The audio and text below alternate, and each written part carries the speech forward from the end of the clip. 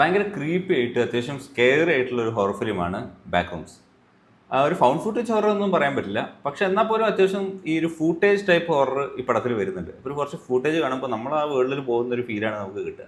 അതിൻ്റെ ഇടയിൽ കുറച്ച് സ്കെയറി ആയിട്ടുള്ള സംഭവങ്ങൾ സംഭവിക്കുന്നു. അപ്പോൾ ആകെ മൊത്തം ഈ പടത്തിൻ്റെ തീം തന്നെ കുറച്ചൊരു എന്താ പറയുക, ഒരു ഡിസ്റ്റർബിങ് ആയിട്ടാണ് എനിക്ക് തോന്നിയത്. ഇപ്പോൾ ഭയങ്കര ജംപ് സ്കെയർസ് കൊണ്ട് നിൽക്കുന്ന ഒരു പടമല്ല, ഒരു ഒബ്സഷൻ പോലെ ഒരു പടമല്ല, കുറച്ച് ഡിഫറെൻ്റ് ആയിട്ടുള്ള ഒരു മൂവിയാണ്. ഒരു ഡിഫറെൻറ്റ് കൺസെപ്റ്റ് തന്നെ ആകത്തുകയിൽ പറയാം.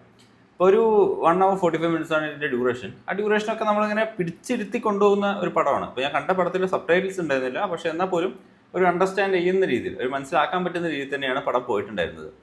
ഐ മീൻ ഔട്ട്സൈഡ് മാർക്കറ്റിലെ ഒബ്സഷൻ്റെ ഒപ്പം തന്നെ റിലീസായ മൂവിയായിരുന്നു. അതേപോലെ തന്നെ അത്യാവശ്യം ഹിറ്റ് സ്റ്റാറ്റസ് കിട്ടിയ പടമാണ്. പക്ഷേ ഇന്ത്യയിൽ കുറച്ച് ഡിലേ ആയിട്ട് ഇപ്പോൾ ഇന്നലെയാണ് ഈ പടം റിലീസായത്.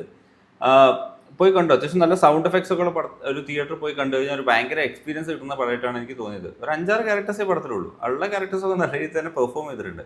അപ്പോൾ ഈ പടം ആക്ച്വലി എല്ലാം ഒരു സ്പൂൺ ഫീഡിങ് എന്നുള്ള രീതിയിലല്ല പടം കാണിച്ചിട്ടുള്ളത്. അപ്പോൾ ഈ പടം കഴിയുമ്പോൾ തന്നെ നമുക്ക് അത്യാവശ്യം കുറച്ച് ക്വസ്റ്റ്യൻസ് ഒക്കെ ഉണ്ടായിരിക്കും. എന്താണ് സംഭവിക്കുന്നത്. ഇപ്പോൾ എല്ലാത്തിനും ആൻസറൊന്നും തരാൻ ഈ പടം ശ്രമിക്കുന്നില്ല. എല്ലാം നമ്മുടെ ഭാവനയിലേക്ക് വിട്ടിട്ടാണ് പടം എൻഡ് ചെയ്യുന്നത്.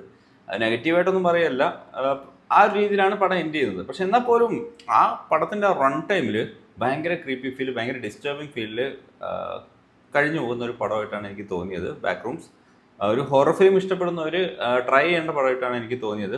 എനിക്ക് അത്യാവശ്യം നല്ല രീതിയിൽ ഇഷ്ടപ്പെട്ടു. പക്ഷേ for me like obsession is a little bit better ആയിട്ടാണ് എനിക്ക് തോന്നിയത്. പക്ഷെ എന്നാൽ പോലും ഒരു ഡിഫറെൻറ്റ് ടൈപ്പ്, ഒരു ഡിഫറെൻറ്റ് അറ്റംപ്റ്റ്, ഒരു ഡിഫറെൻറ്റ് രീതിയിൽ കണ്ടിരിക്കാൻ പറ്റിയ ഒരു നല്ല film. My rating would be 4 out of 5. Go for it. ഒരു തിയേറ്ററിൽ തന്നെ കാണാം, കാരണം ആ ഒരു ക്രീപ്പി ഫീൽ എന്നാലേ കിട്ടുള്ളൂ.